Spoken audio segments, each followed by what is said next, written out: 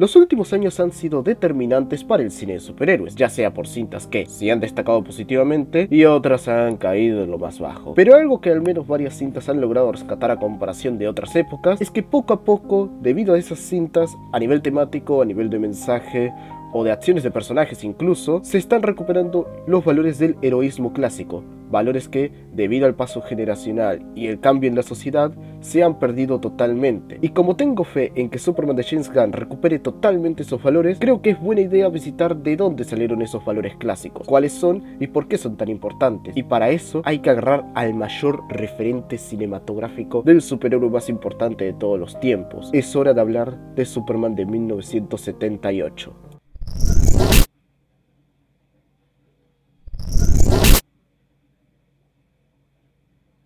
Estoy dispuesto a afirmar con esto de que los primeros 50 minutos de esta película conforman el mejor primer acto de todo el cine de superhéroes, ya que las bases del personaje se encuentran aquí exactamente de una forma que no se ha podido replicar.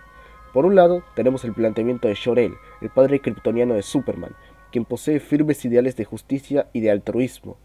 prácticamente quien le heredó absolutamente todos sus conocimientos a Kal-El, y la forma en la que es presentado en el juicio de Zod y en la posterior discusión con los mandatarios de Krypton, y también con el discurso que le da a su hijo antes de mandarlo a la Tierra, no solo para que su hijo sobreviva, sino también para que sus ideales mantengan vigentes, aún con la destrucción de su planeta, lo hacen extremadamente convincente. Y sí, el hecho de que sea interpretado por Marlon Brando lo hace todavía mejor. Por otra parte, cuando Kal llega a la Tierra, se encuentra con la pareja Kent, y como los mismos esperaban un hijo de mano de Dios, lo terminan adoptando. Y aun cuando en su infancia y su adolescencia, el pequeño Clark fue usando sus poderes para impresionar a la gente en lugar de algo bueno para los demás, es con eso que su padre Jonathan le instruye en la idea de utilizar sus poderes para el bien, porque él vino para hacer grandes cosas, para ayudarlos a todos. Lamentablemente, Jonathan muere por un ataque al corazón, dando la lección a Clark de que aún con sus poderes hay cosas que no puede evitar, pero a la vez las ideas de Jonathan se inmortalizan en la mente de Clark, lo cual hace que vaya a su destino, a la fortaleza de la soledad, donde todos los conocimientos de su padre lo esperan para que así se vaya convirtiendo en Superman. Todo esto es magnífico, la idea de Superman está planteada, y aún con poco tiempo en pantalla, tanto Jor-El como Jonathan quedan en nuestra memoria, pero la verdad, gran parte de este esfuerzo no se pudo conseguir de no ser por la ayuda de ciertas personas.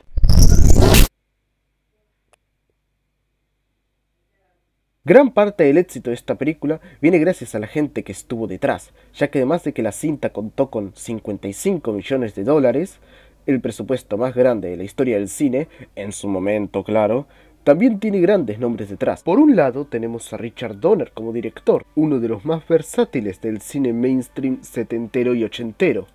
además de reconocido en su época por La Profecía de 1976, como posteriormente con Los Goonies en 1985 y la saga Arma Letal. Y el estilo que aborda aquí es excelente, cómo te lo presenta para generar expectativa, y cómo juega con los elementos visuales y narrativos que posee para generar inmersión con el tono caricaturesco y cómico que la película posee, sobre todo en los siguientes actos. Por otro lado, los elementos narrativos expuestos no funcionarían tan bien de no ser por el guión escrito por la pareja Newman, Robert Brenton y sobre todo Mario Puzo. Sí, el mismo que escribió el libro original y la trilogía cinematográfica de El Padrino, escribió también esta película. Explicaré más adelante los otros elementos que funcionan del guión respecto a la tesis, pero ya de entrada, gracias a estos guionistas, la estructura y el ritmo están muy bien cuidados, intercalando perfectamente escenas entre Clark Kent y Superman, haciendo que sepamos quedarnos con ambos. Y luego tenemos la parte audiovisual, y es que aun cuando se dice mucho de que visualmente la película envejeció mal, aún así no es un problema, por un sencillo motivo, y es que la dirección utiliza tan bien los efectos especiales y la fotografía de Geoffrey Unsworth, sí, el mismo de 2001 Odisea en el espacio, se acopla tan bien a dicho estilo que hace que más que uno se moleste por los efectos, se siente inmerso por la identidad visual que la película termina poseyendo. Y por otro lado está la banda sonora, y qué puedo decir que no se haya hecho antes, no hay tema que combine más con Superman que el realizado por John Williams aquí. Mientras a lo largo de la película se dan pinceladas del mismo para hacer denotar que Superman se manifiesta poco a poco, cuando avanza la película, el tema explota más, denotando la esperanza que Superman le da a la gente y hasta su propio arco de desarrollo. Un ejemplo de esto es en la escena del rescate en el helicóptero, donde el tema suena, y aun cuando hay fuerza en esta, es más una de impresión, por la sorpresa que la gente tuvo al verlo por primera vez, y esto se refuerza en el resto de la película, empoderando más la imagen de superhombre que esta versión de Superman tiene.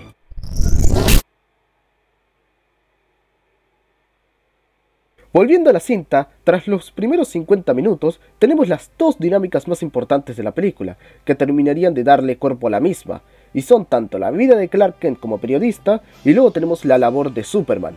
Por un lado, como Clark es representado es algo magnífico, ya que aun cuando lo vemos siendo un hombre de carácter sencillo y bastante tímido, vemos que posee un buen corazón, y lo hacen mediante acciones, cosa que funciona especialmente gracias a la dinámica de personajes, donde destacan tanto Lois Lane, Perry White y Jimmy Olsen, los cuales, aunque estos dos últimos son bastante secundarios, aún así se hacen querer. ¿Y qué puedo decir de esta Lois? La química que comparte con Clark es muy buena, y el hecho de que ésta sea más activa laboralmente maneja un excelente contraste con él. Pero claro, eso es solo una fachada, un personaje. Quien realmente es Clark es Superman, y sí, verlo en pantalla ayudando a las personas es algo increíble, y logra demostrarte el gran altruismo del personaje, en escenas pequeñas con ciudadanos, ayudándolos en problemas pequeños, en donde uno puede pensar que es puro relleno para llenar las 2 horas con 20 minutos que dura la película. Pero luego cuando lo ves en retrospectiva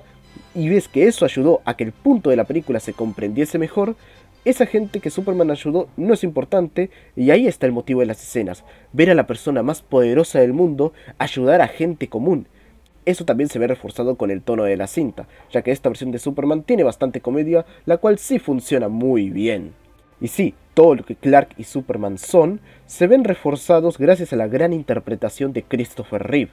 ya que además de que logra crear una diferencia entre Clark y Superman, que hace que sea muy fácil confundirlos como lo hacen todos en esta película, siendo un aspecto que nunca lograron replicar en futuras adaptaciones cinematográficas del personaje, aún hay que ver a David. También Christopher en su actuación, en sus expresiones y en sus diálogos logra encapsular todo lo que debe ser el personaje de Superman, como también en la parte más física. Pero aún así, teniendo un gran protagonista, necesitamos a un gran villano que lo ponga al límite, así que es hora de hablar del Némesis.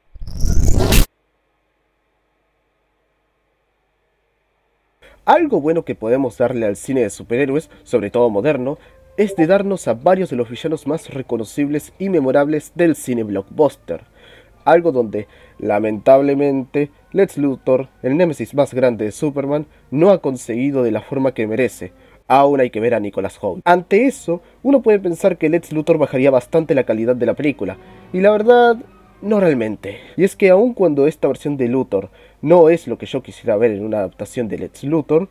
al menos puedo decir que funciona, ya sea por lo que representa siendo alguien que busca el beneficio propio a costa de los demás, a diferencia de Superman, de que se utiliza bien su inteligencia para limitar a Superman con el uso de la kriptonita, que vendría a ser como el uranio para Superman, como también gracias a la muy sólida interpretación de Gene Jackman, que le brinda un excelente carisma a su personaje. En pocas palabras, es un clásico villano puro que busca dominio, pero al ser uno de los que mejor se representa esto y que sí lo aprovechan a lo largo de la cinta, le podemos dar el visto bueno. Aunque eso sí, Luthor sí trae algo que no me gustó tanto de esta película, y es que su pareja y Otis sí son personajes que pueden sentirse como de relleno, y los chistes entre los tres, a pesar de que entiendo por qué está ahí, básicamente para aprovechar más a Jean, ya que sin ellos dos tendríamos menos tiempo en pantalla para su Luthor, simplemente no me gusta y encapsula por qué, aun cuando respeto lo que hicieron con Lex aquí, no es lo que quisiera ver comúnmente de él. Otro día explico más esto.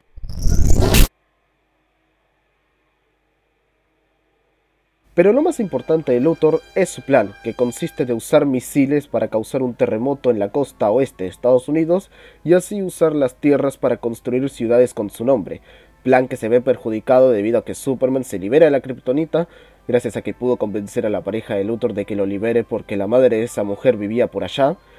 Y así Superman va a detener que la falla de San Andreas siga causando problemas. En medio de todo esto, él rescata a personas perjudicadas por los terremotos, pero durante el rescate, Lois muere de una forma bastante perturbadora y Superman apenas llega para sacar a su cadáver de ahí.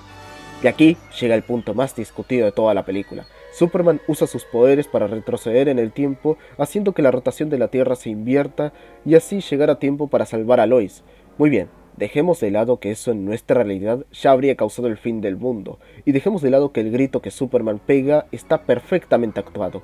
Se le critica mucho de que este final mata la atención para entregas futuras o el hecho de que no tiene sentido, y aunque puedo entender más lo segundo que lo primero, narrativamente sí es un buen final para el arco de Superman, ya que es una forma de cerrar el ciclo con lo sucedido con Jonathan, y aun cuando rompió la regla de Jor-El de no intervenir en la historia humana, él decidió abrazar su lado humano para salvar a la nueva persona que más amaba, y como tenía la capacidad, lo hizo, demostrando que aparte de ser un dios, sigue teniendo mucha humanidad en su interior.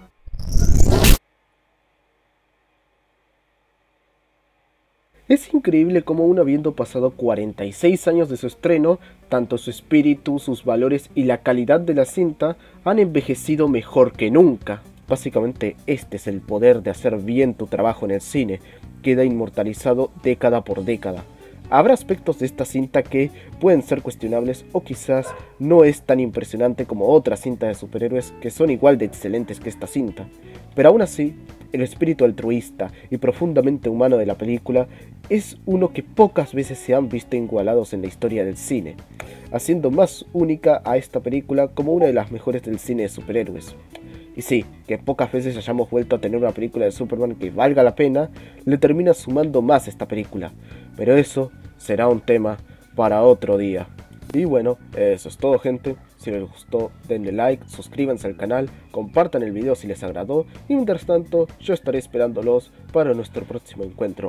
Tucán fuera, buen viaje.